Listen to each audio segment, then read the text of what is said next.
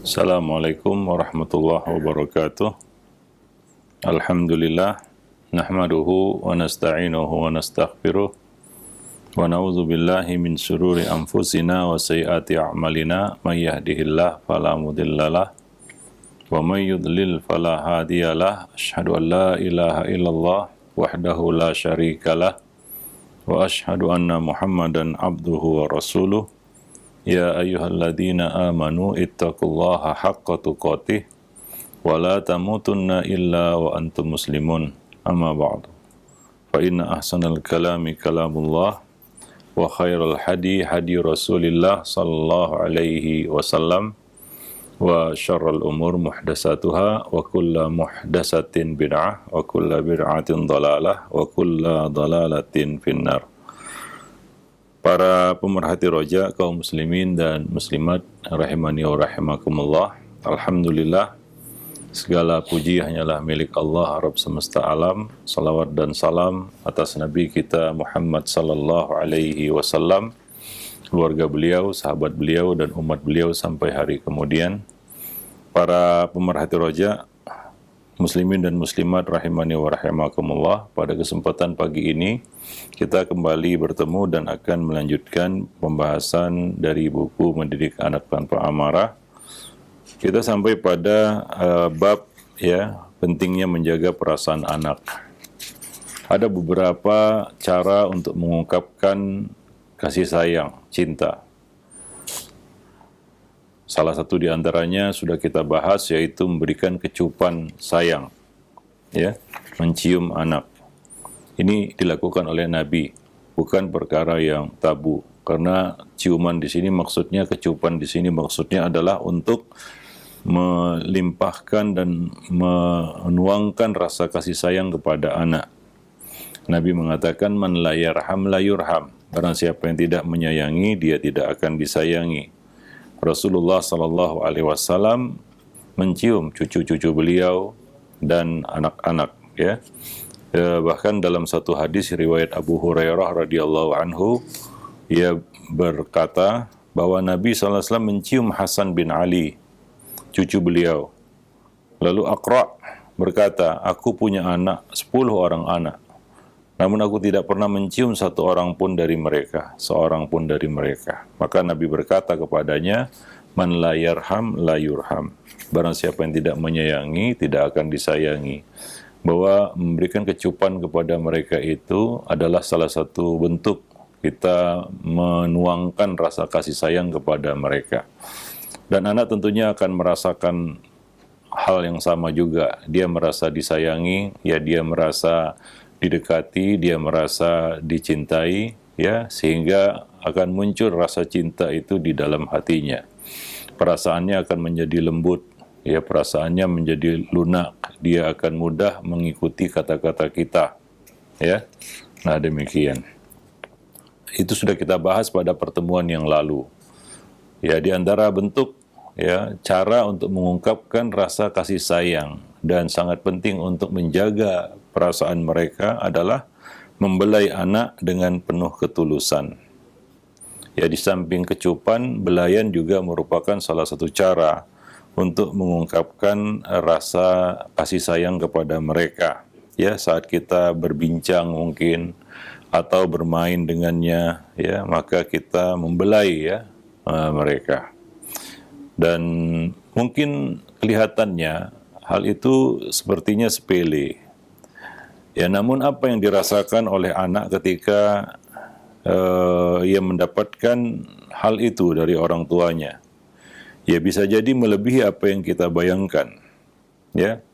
Berapa banyak anak yang tercukupi segala kebutuhan materinya, namun gersang jiwanya karena belayan orang tua tidak pernah dia rasakan. Belayan orang tua tidak pernah dia dapatkan. Walaupun dia mungkin mendapatkan kecukupan materi dan keperluan-keperluan duniawi lainnya.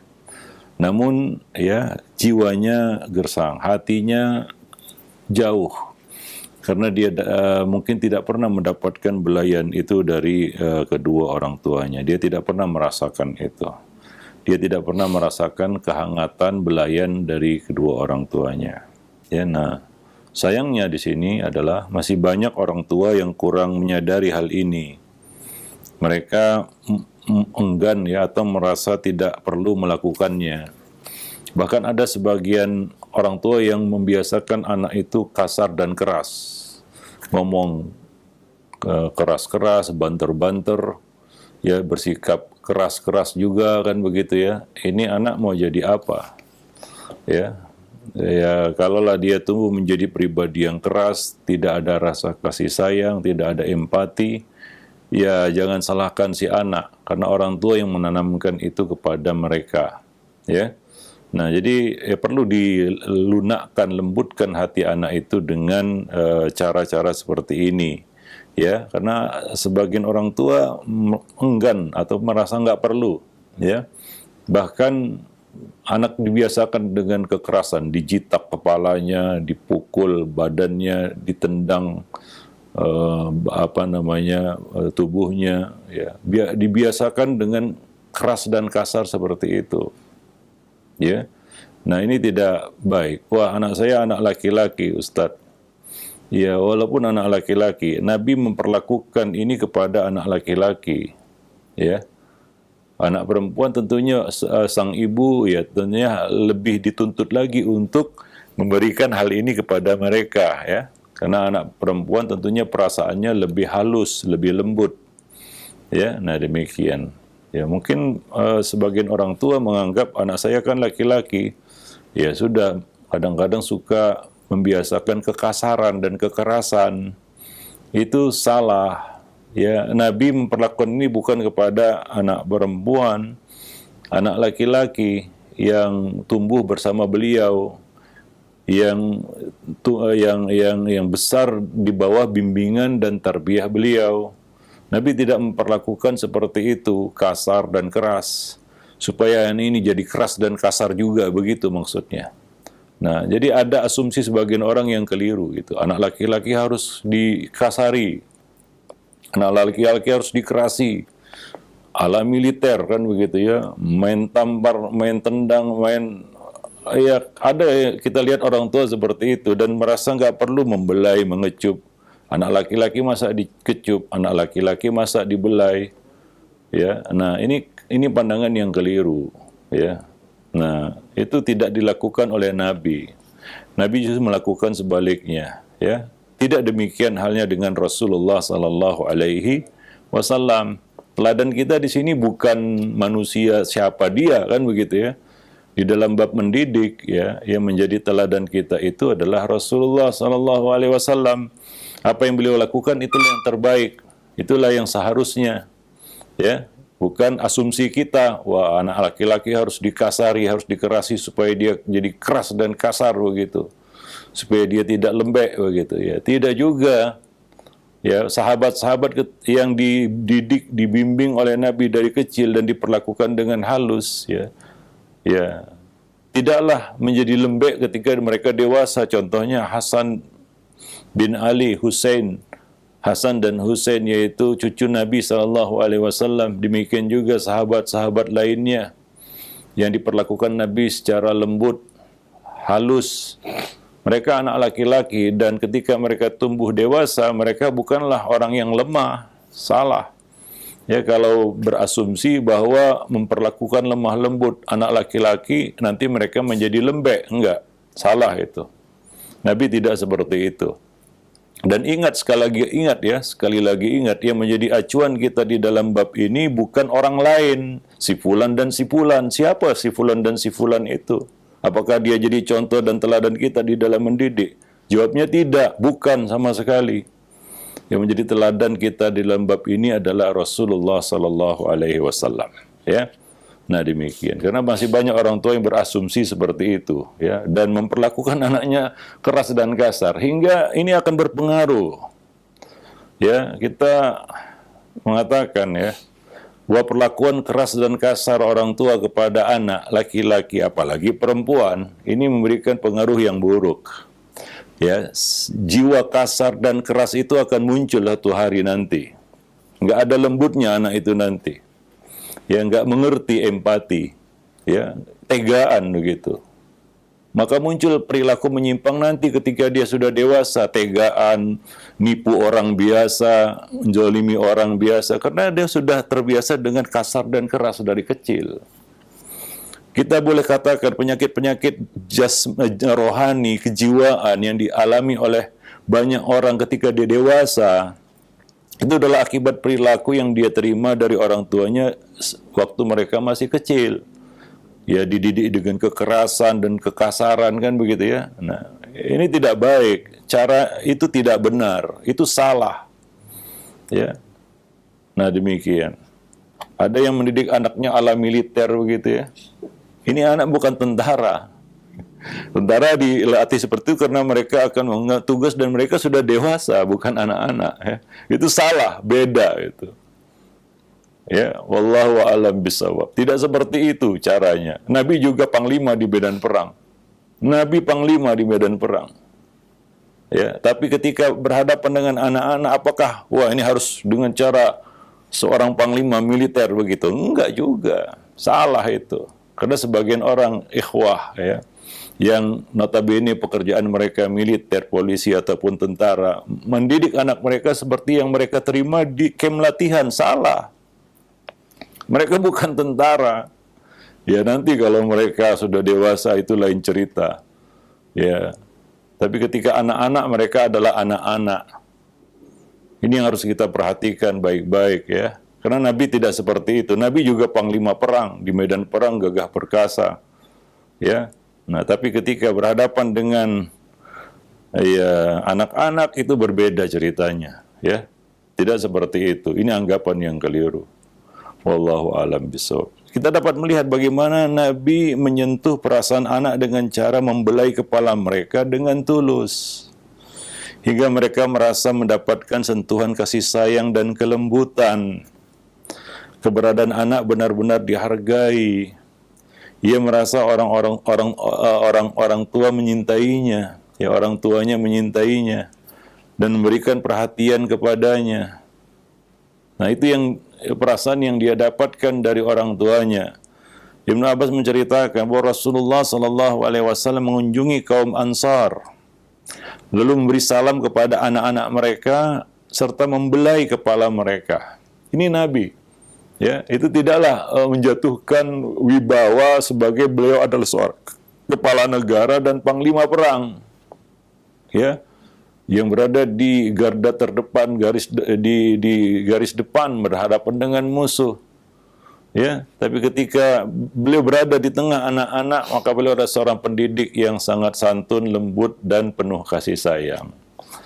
Nah, ini yang perlu kita perhatikan ya. Nah, jadi sebagian orang tua yang menganggap bahwa ini kan anak laki-laki ini, bukan anak perempuan. Anak perempuan tentunya lebih perlu lagi kasih sayang dan kelembutan. Karena jiwa mereka yang lembut, ya. Karena sebagian orang tua mungkin punya pendapat, wah kalau anak laki-laki beda dengan anak perempuan. Anak laki-laki harus dilatih keras, dilatih kasar, gitu ya. Nah, ada juga seperti itu. Ya, ada banyak itu ya. Kita lihat dan kita saksikan asumsi seperti itu. Dan mereka menganggap mungkin apa yang mereka lakukan itu benar. Ya, supaya nanti dia jadi laki-laki yang jantan begitu ya. Dan ya enggak seperti itu ya. Nabi memperlakukan ini kepada anak-anak ya. Ya, kalau ini nanti ujungnya negatif ataupun ya tidak baik, Nabi tidak akan melakukannya. Kalau dia tidak baik bagi anak laki-laki dan anak laki-laki seharusnya tidak diperlakukan seperti itu, Nabi tidak akan melakukannya. Ya. Para pemerhati rojak kaum muslimin dan muslimat yang dimuliakan Allah.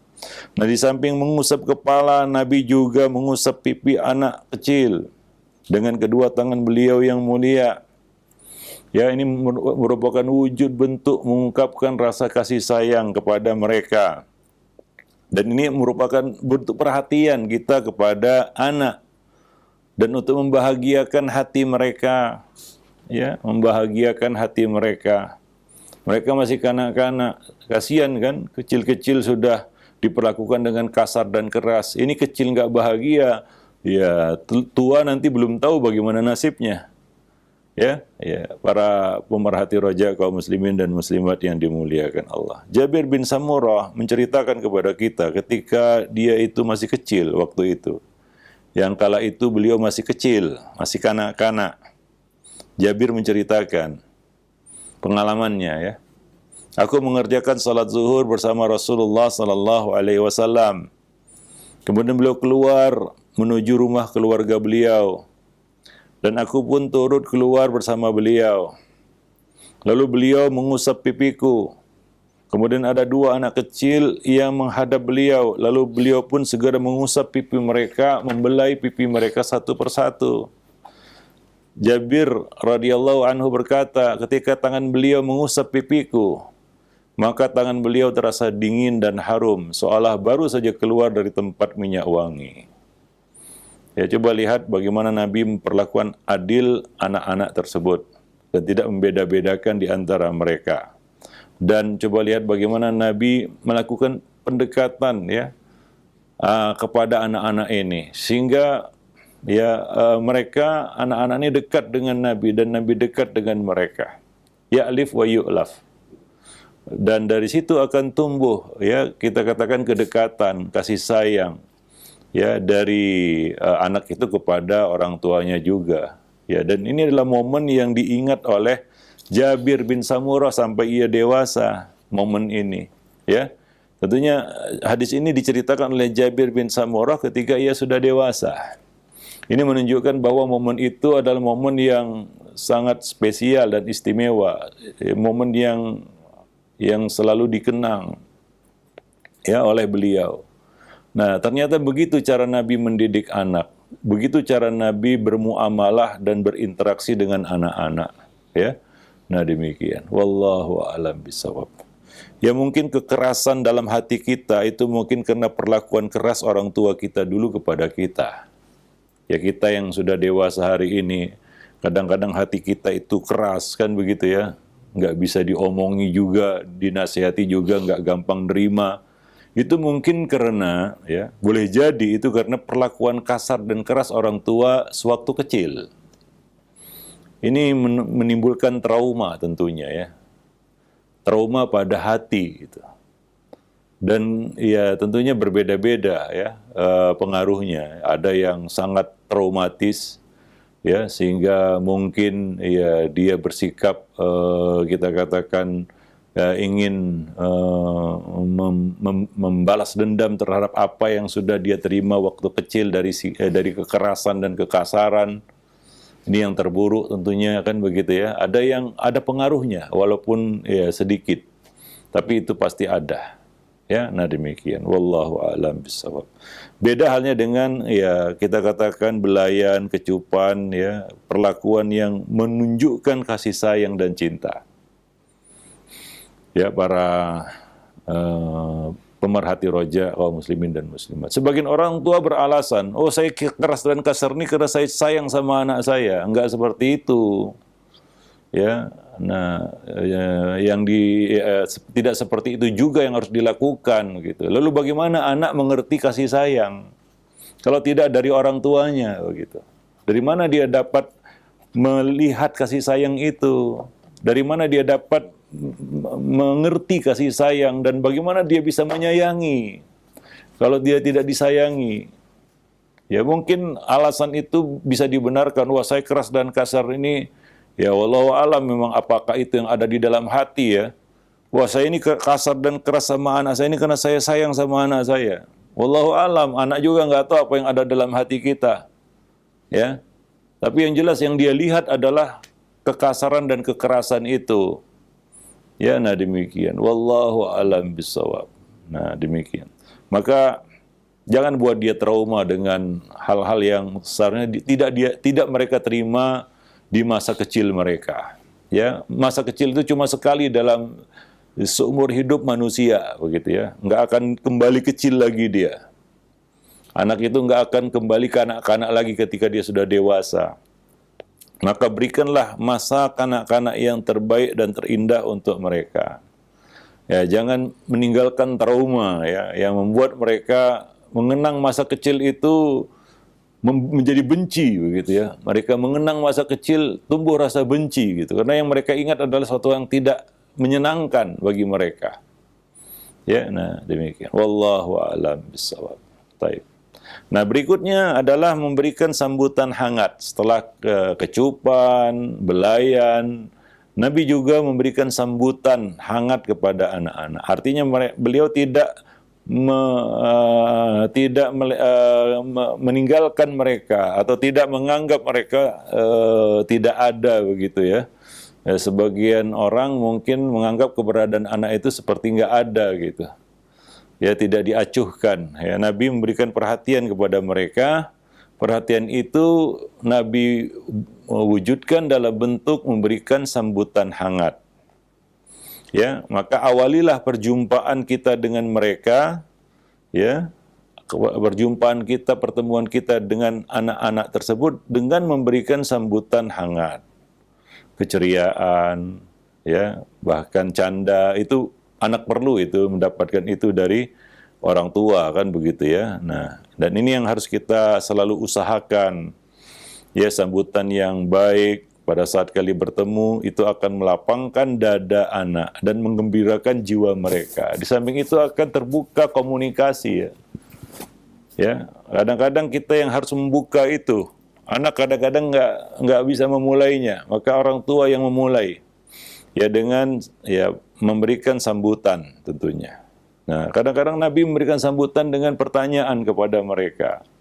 Kadang-kadang dengan pemberian. Ya, nah, kadang-kadang memanggil mereka seperti itu, ya, yang mengambil perhatian anak dengan memberikan sambutan.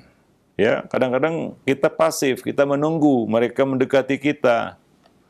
Ya, dan anak-anak ya biasanya sibuk dengan dunia mereka begitu ya. Nah, ketika orang tua mau masuk kepada anak, nah, maka perlu memulainya dengan memberikan sambutan. Ya, Nabi biasanya memanggil mereka seperti Nabi sering berkata, ya gulam, kan begitu ya.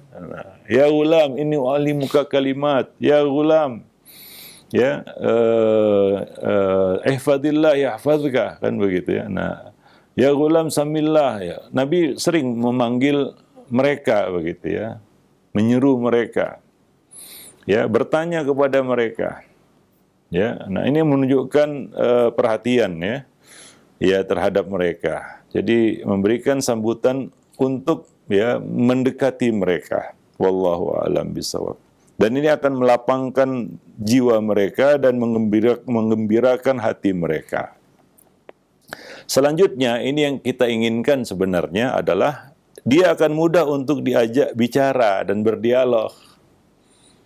Ya, tidak semua anak mau bicara, mau berkomunikasi dengan orang dewasa. Kalau orang dewasa itu tidak memulainya, maka ini perlu melakukan, ya, orang tua melakukan pendekatan ya kepada anak-anak dengan cara mengajaknya bicara, berdialog, kan begitu ya.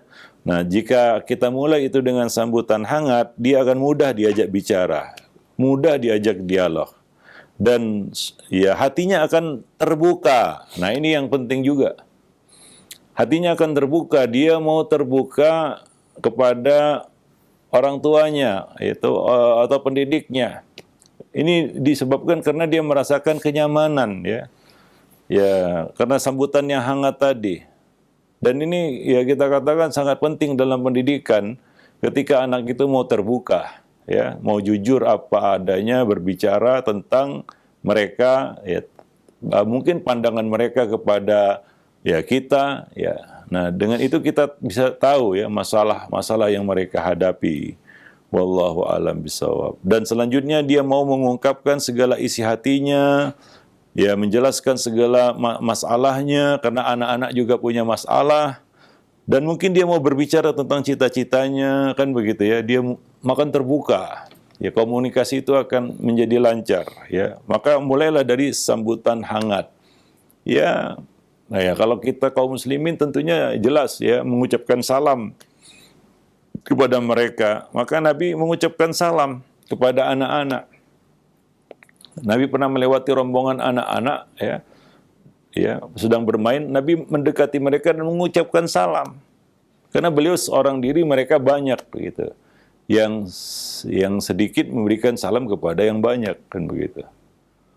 Walaupun beliau orang dewasa begitu, yang di hadapan beliau adalah kanak-kanak, tapi beliau mendahulukan mengucapkan salam kepada mereka.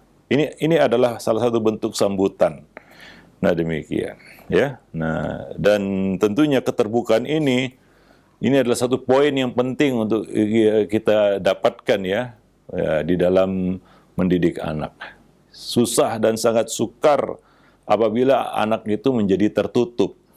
Dan tertutupnya itu karena mungkin dia tidak respect ya kepada pendidiknya, kepada orang tuanya. Atau karena sikap dingin ya pendidiknya atau orang tuanya. Dan cenderung dia menjaga jarak akhirnya. Dia tertutup, dia nggak mau cerita, diam saja. Nah, itu akan menjadi susah dan sulit. Abdullah bin Ja'far saat ia masih kecil bercerita. Kalau tadi Jabir bin Samurah, nah ini sekarang Abdullah bin Ja'far, ia bercerita. Apabila Rasulullah SAW kembali dari sebuah perjalanan, maka beliau langsung menemui anak-anak dari kalangan keluarga beliau. Pada suatu ketika, ya, saat beliau baru pulang dari safar, aku segera menemui beliau.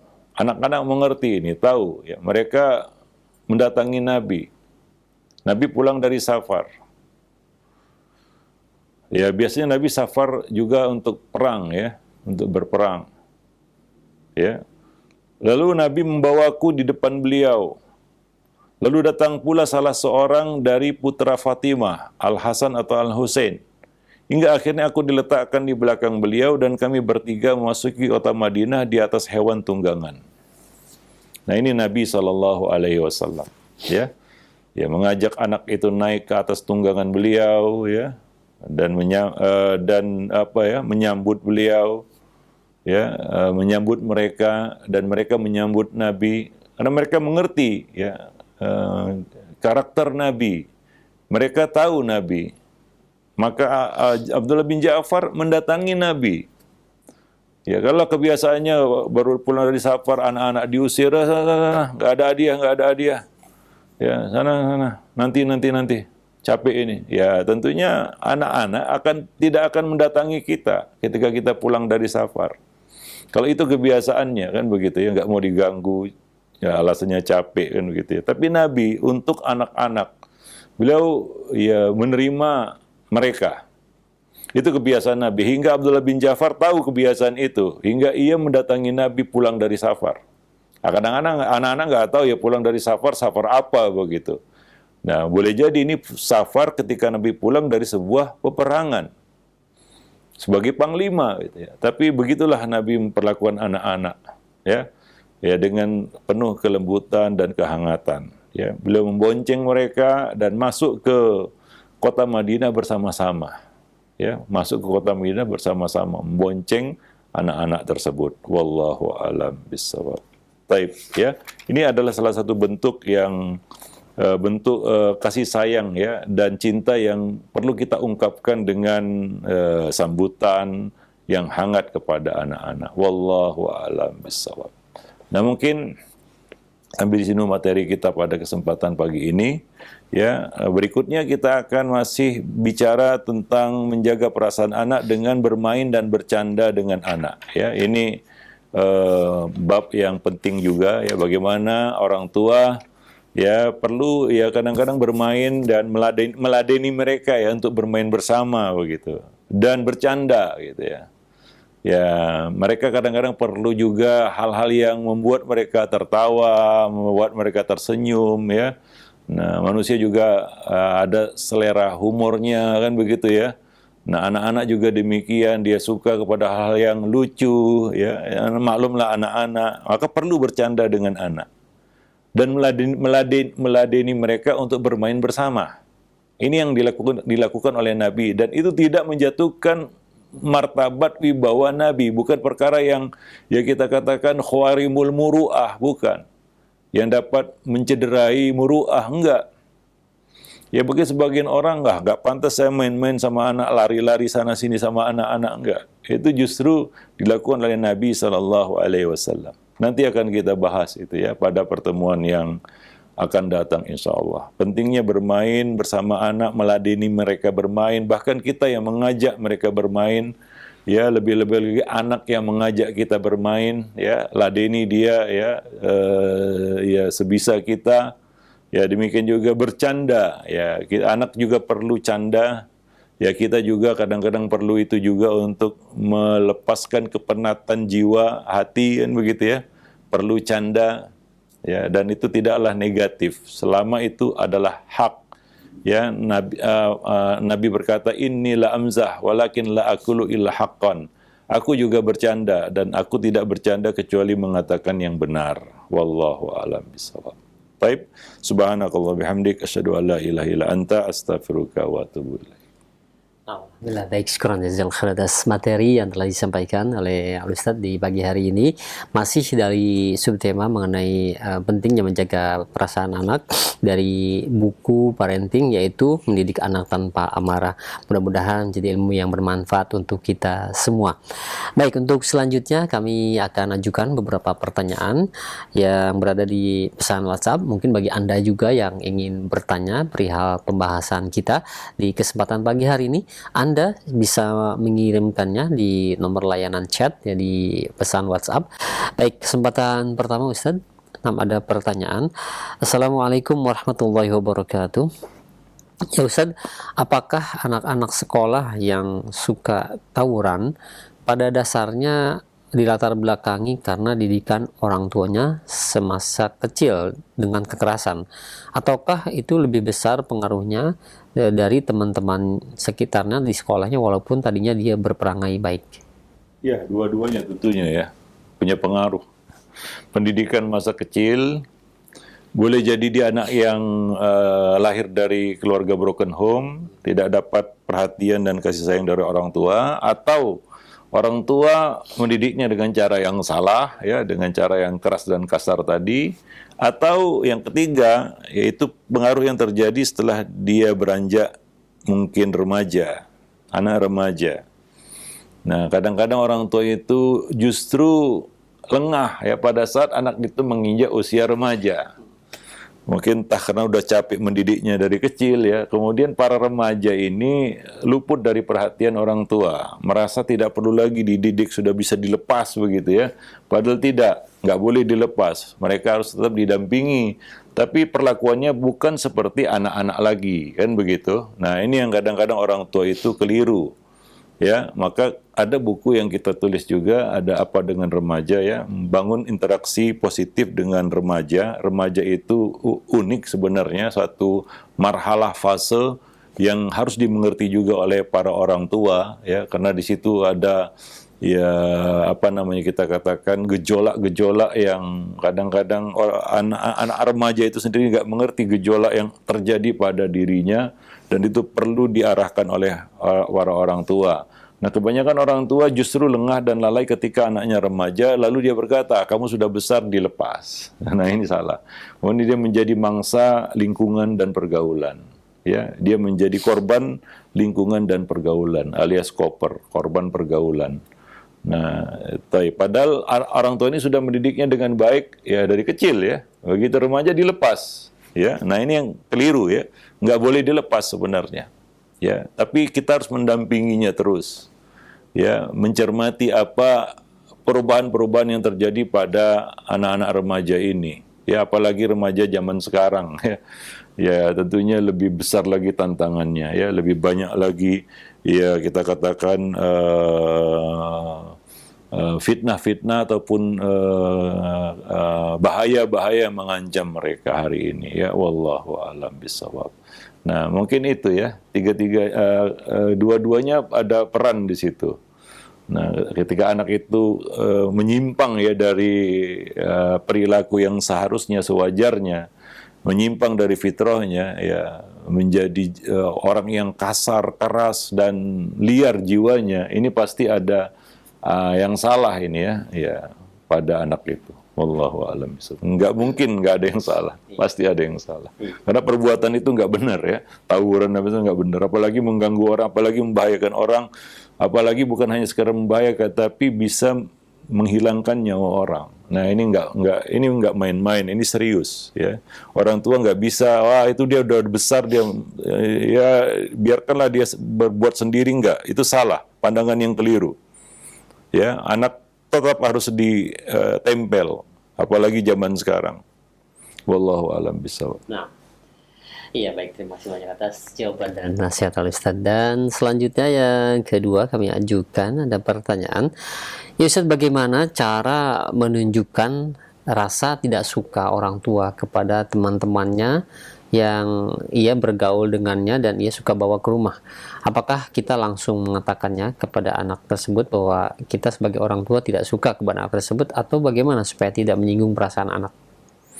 Ya, orang tua punya kewajiban juga untuk memilih pergaulan anak-anak mereka, ya, karena almar'u ala dini khalili, itu kata Nabi, ya. Orang itu berada di atas kebiasaan ya teman-temannya. Kalau teman-temannya punya kebiasaan yang nggak baik, ya tentunya dia berkewajiban menjauhkannya. Seperti anak remaja udah bergaul dengan pecandu narkoba, ini nggak bisa main-main.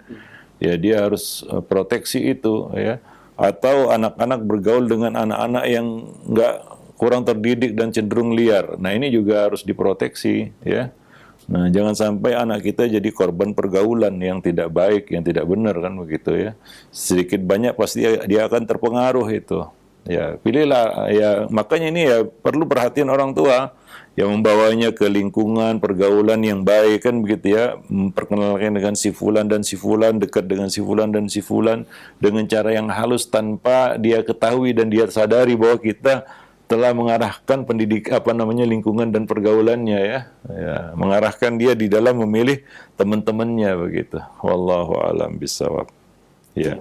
Nggak perlu juga terlalu vulgar kita katakan nih fulan itu jahat, nanti dia salah tangkap juga, kan begitu, ya. Dia salah terima juga dari kita, ya, dan ya tentunya nggak baik juga akhirnya, kan begitu. Wallahu a'lam bishawab. Ya, pendekatan lebih halus lagi saja seperti itu. Iya, misalnya dengan ya kita katakan kita menjadi, ya, orang sekarang bilang mak comblang, gitu, ya. Mempertemukan dia dengan teman-teman yang soleh, kan gitu, ya. Kita yang menjadi medianya, gitu, ya. Ya, supaya dia dekat dengan si fulan dan tidak dekat dengan si fulan, ya. Anak itu kan dia nggak ngerti juga, ya. Ya, kepada siapa dia bergaul dia nggak ngerti, kan gitu, ya. Yang jelas orang mendekati dia mendekatinya, kan begitu. Ya, belum tentu orang-orang yang mendekatinya itu baik, kan begitu. Nah, maka di sini perlu, ya, peran orang tua, ya, untuk men-setting, ya, mengkondisikan lingkungan dan pergaulan anak. Wallahu a'lam bishawab. Iya baik, terima kasih banyak atas jawaban dan nasihatnya. Demikian, dan selanjutnya kami ajukan ada pertanyaan, mungkin agak sedikit yang menyimpang pertanyaannya. Ya Ustaz, apakah termasuk mainan terlarang jika ada gambar makhluk hidup di dalamnya seperti buku mewarnai dan puzzle atau boneka yang berbentuk binatang, Ustaz?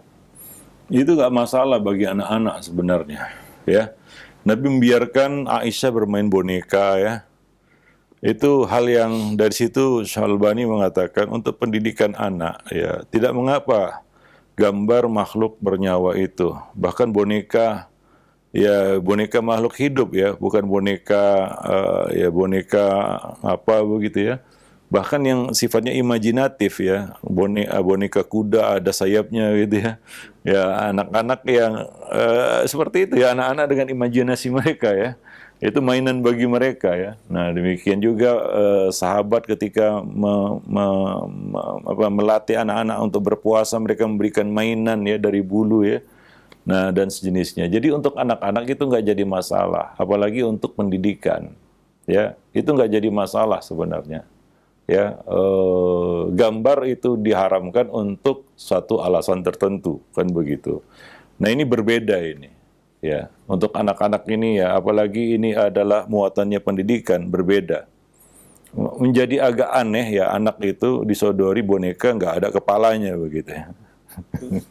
Ya, ini boneka ini, tapi kepalanya puntung, gitu. Kenapa ini? Enggak seperti itu juga. Sebagian orang terlalu saklek mungkin, ya, sehingga buku untuk anak-anak kepalanya terbelah, gitu, ya.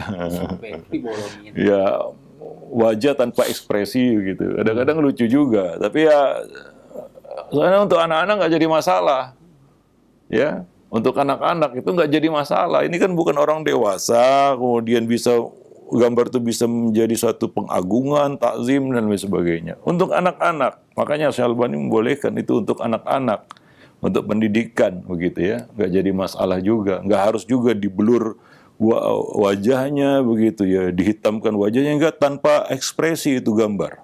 Kan mengerikan bagi anak sebenarnya. Apa yang ada dalam benak anak, lihat gambar begitu.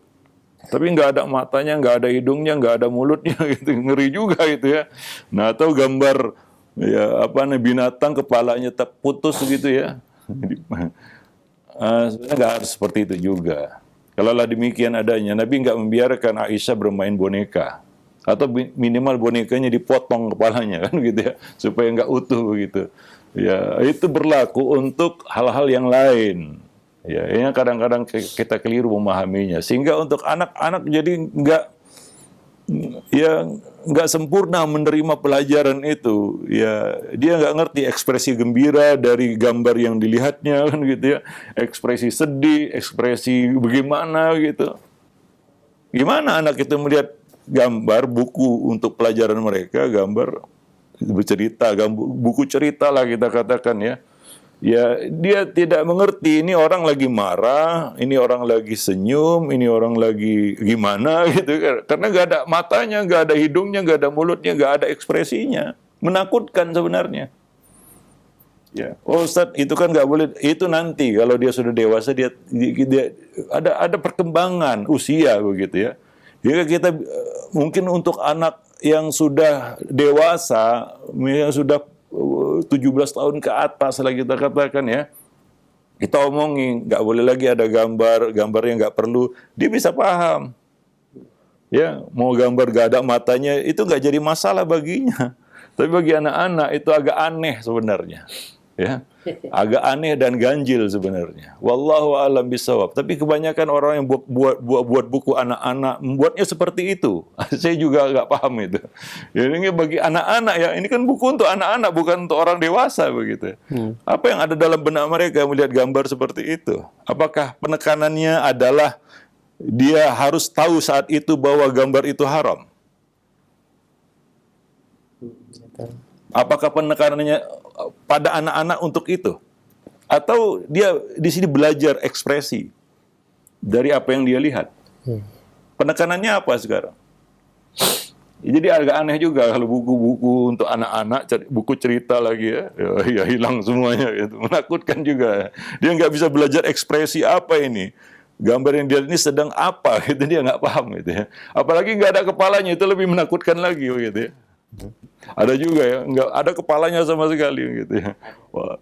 Untuk anak-anak penekanannya bukan itu. Ini kadang-kadang kita keliru. Wallahu a'lam bishawab ya.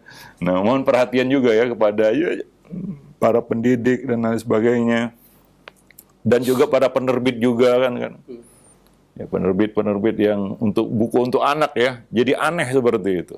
Sekarang yang mau ditekankan pada anak, gambar itu haram atau pelajaran yang akan dipelajarinya dari gambar itu.